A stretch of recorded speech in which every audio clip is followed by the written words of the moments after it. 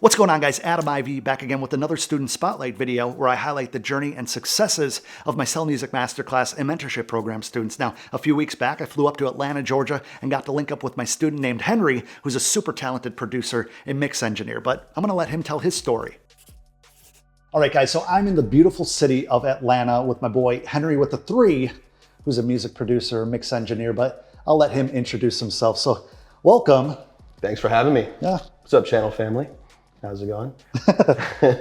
I'm Henry with a 3. I'm an engineer producer for about 7 years now, and come a long way with the help of Adam. I'm happy to talk about it today. No, man, your journey is like so many others, yet it's uniquely yours, right? That's right. So when I first met Henry, it was last year.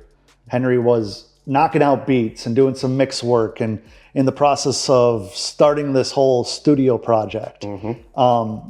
So why don't we walk down that path before I met you, before I knew who you were, before I was introduced to Henry with the 3. What did your journey look like? What was the catalyst that made you interested in making music in the first place? Great question. So for me, I moved into a home studio. Basically, I met a guy who was engineering and producing, and what better way to learn about something than to literally move into the place and be there, living there every day. Shout out to my guy, Justin Padron, one of my first mentors of all time. And Shout out to Justin. shout out to Justin, man. So just being in it, you know, every day, absorbing it, seeing what can happen, watching artists coming through, blow up, and making music that they can fall in love with and share with other people. It's just an amazing thing to see. And I knew I wanted to be a part of it. So I moved all my shit in and started paying rent and doing it. So. I have a very similar story. Something I don't share a lot is I discovered music production from one of my best friends in the world, Zach, AKA DJ DeVille. Shout out to DeVille. Shout out to DeVille. He was living with one of my best friends at the time. He's a stranger to me, but he was a local club DJ and remix producer. And he was literally heating up some pizza rolls or something. And my good friend Jim was like, "Oh, this is Zach. He makes beats." I'm like, "What? Like, what does that even mean?" He's like, "Oh, just come downstairs. I'm working on a remix right now." Instantly, I fell in love with it, man. So it's funny how when you cross paths with somebody that can really be the chain that links you to a lifelong passion. That's right. So what kind of music do you enjoy doing? What kind of music did you start with? What software do you like using? Obviously, being in Atlanta, we are a capital for hip hop. I mean, it is unavoidable here. For sure. I grew up on it as well. I mean, it gave me this adrenaline when I was in high school to just play it loud with the subwoofers in my car. For sure. I loved that feeling. And the thought of being able to provide that feeling to someone else was definitely what got me started. Since then, I've been diving into all types of genres, from electronic to R&B, some country stuff, some lo-fi, and rock especially. I grew up on rock, and I'm really interested in how rock blends with hip hop. So now it's all just been mixing it all together and coming up with my own kind of sounds. Because you kind of start with the sounds that are out there. Yeah. You know, you play the game, you see how other people do things. It's like if you learn to play guitar, you start playing, you know, songs that other people have written at first. Yeah. Before you start developing your own style. So I started with hip hop, loved it. I'm still doing it strong. It's definitely my bread and butter. And I have plenty of people, plenty of rappers that want to work with me in that realm, but definitely keeping my options open, just enjoying it, just making whatever I like to make and whatever I'm listening to at the time, really.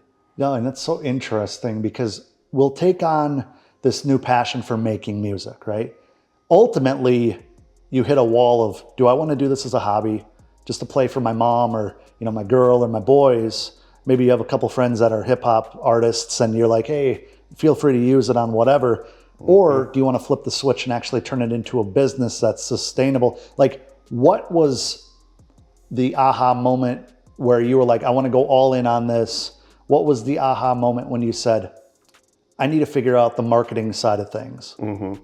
I actually was in school for marketing at Wow. the time.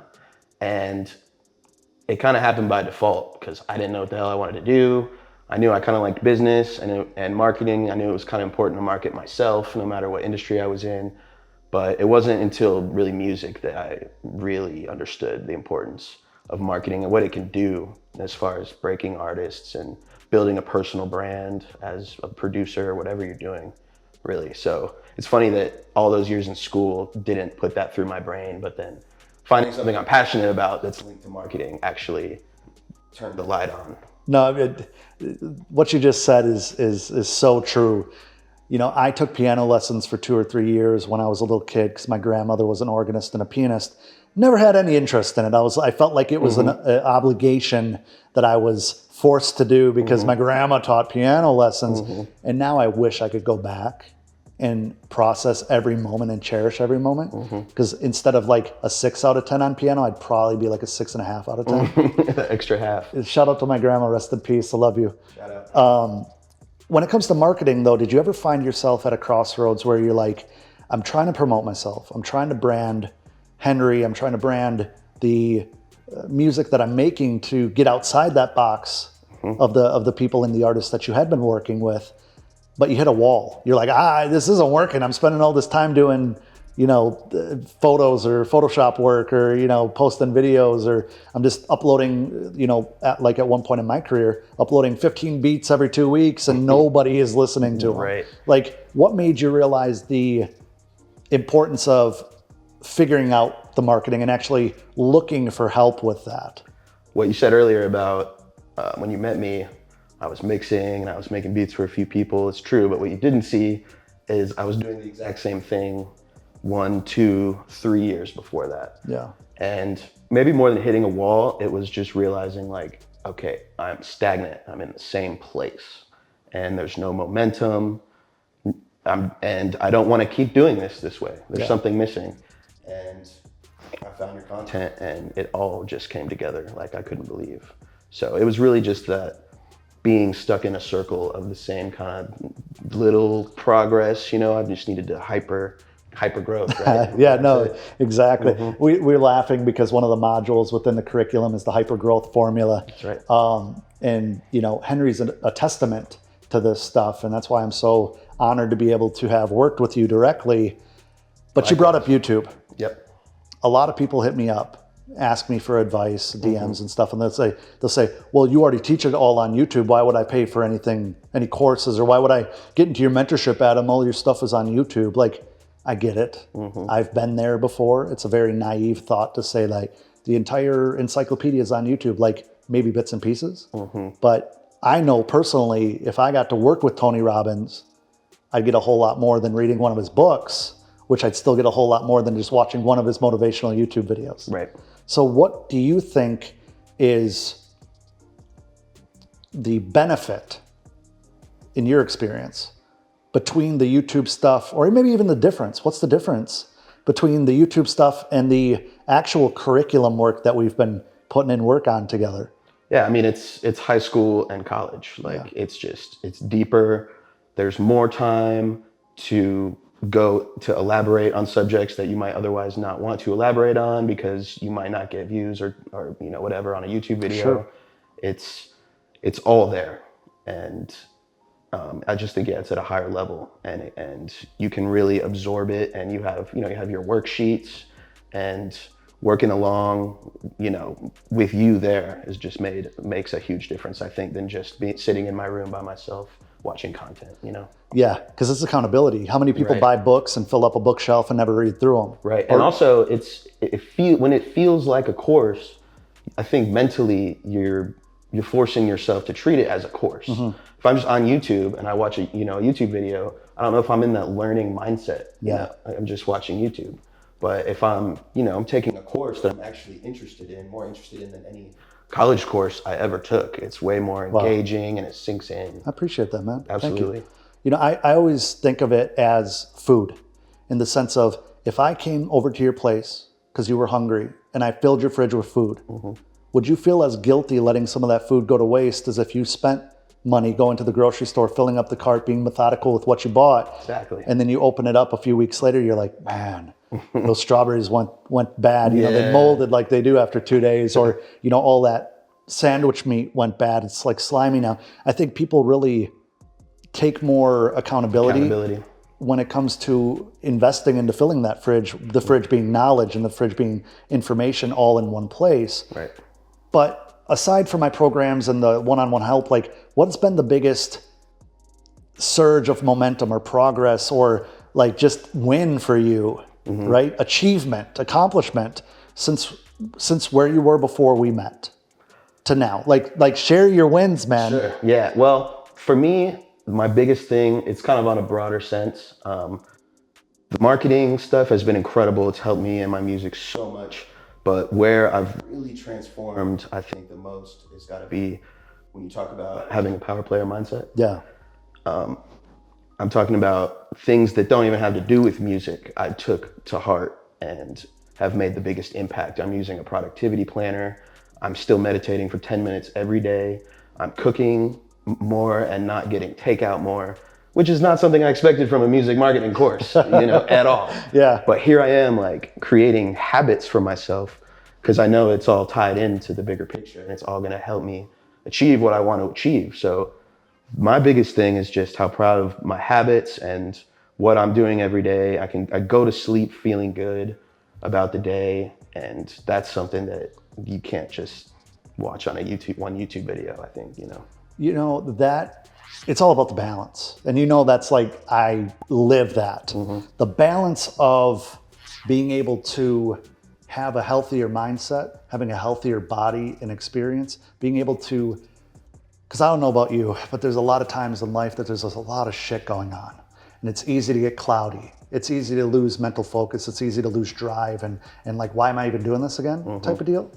And so I found through, I have Hashimoto's disease. So I have a hypothyroidism. So I get tired very easily. I gain weight very easily.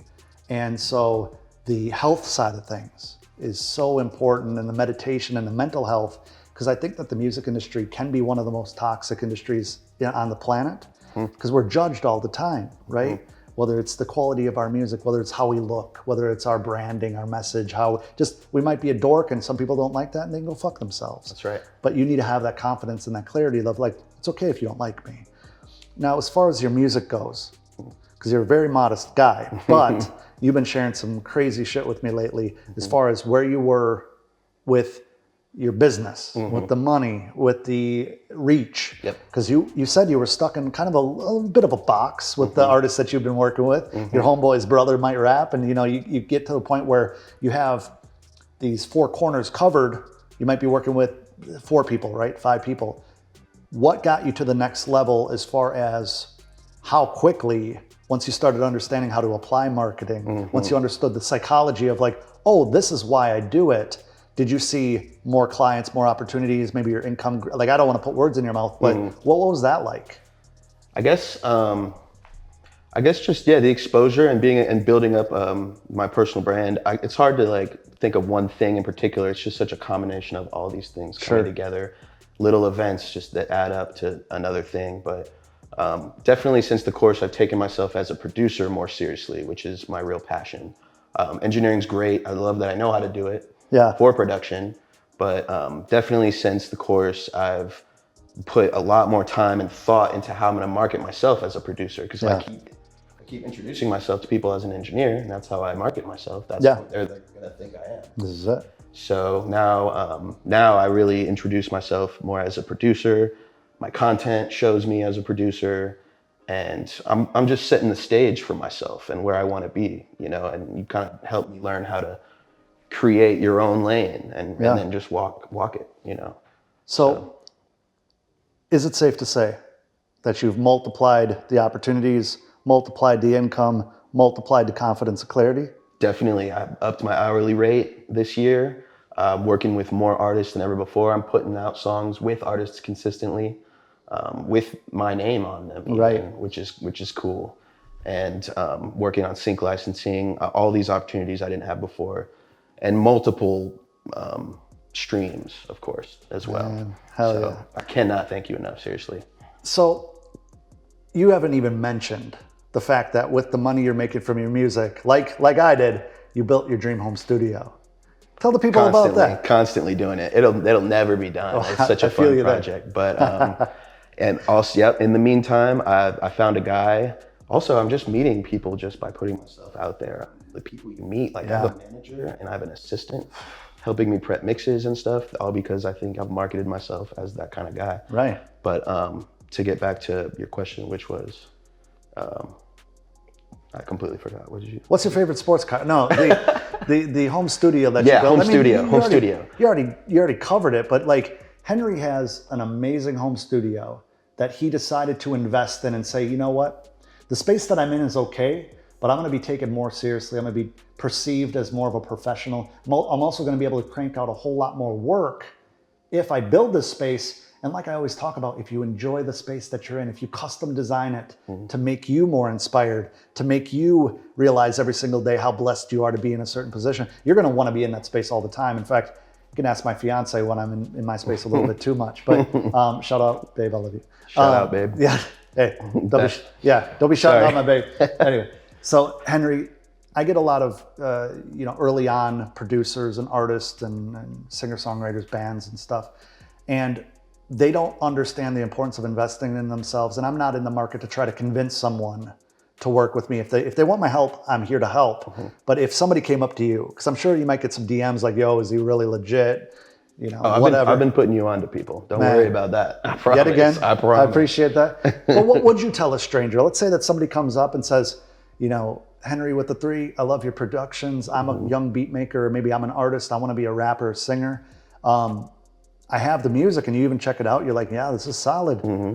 What would you tell them about the experience of working with my curriculum and my style of teaching? Because you can get information from all corners of the internet, but sure. with what I teach, how I teach it, what would you tell a complete stranger? First thing I would probably say is that it's for people that are serious. Oh, without question. It's not for your casual hobbyist, bedroom rapper. It's definitely for people that have decided that this is what they want to do, and time has gone by, and that's still the case. I would definitely consider it like upper level. It's something for people that are, if they're passionate about music and they've come to understand that they have to have the marketing side of it pretty much to be successful, and the music's actually pretty good, and that's the only part they're missing, then that's the course for them, 100%. That's the key element I think most people are missing, because there's a lot of great artists and you don't hear about a lot of them. And there's a lot of not even great artists that you do hear about, maybe because their marketing's great. Amen. So it's just been the key that's brought it all together, I think. So it's safe to say, and this is a very self-serving question, I apologize guys, but it's safe to say that at no point after investing in yourself to work together, have you regretted it, had any second thoughts, said like, oh man, it would have been really nice to have that money back in my pocket? Like, about a month or 2 into the masterclass, I told my dad, I'm gonna look back at 27 as this is the year I figured it out. Yeah, man. If that says it right there. With that being said, with you figuring it out, with you increasing your revenue and your momentum and your progress and all these accomplishments, and obviously, like just man to man, I can tell that you're in a way better mindset, a way better state of mind, I should say. Yep. Why don't you get these people in a state of mind by telling them where they could find you?